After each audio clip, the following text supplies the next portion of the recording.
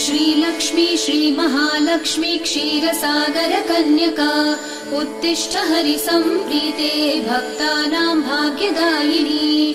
श्रीलक्ष्मी श्रीमहालक्ष्मी क्षीरसागर कन्यका उत्तिष्ठ हरिसम्प्रीते भक्तानां भाग्यदायिनी। उत्तिष्ठोत्तिष्ठ श्रीलक्ष्मी विष्णुवक्षस्थलालये उत्तिष्ठ करुणापूर्णे लोकानां शुभदायिनी। उत्तिष्ठोत्तिष्ठ श्रीलक्ष्मी विष्णुवक्षस्थलालये उत्तिष्ठ करुणापूर्णे लोकानां शुभदायिनी।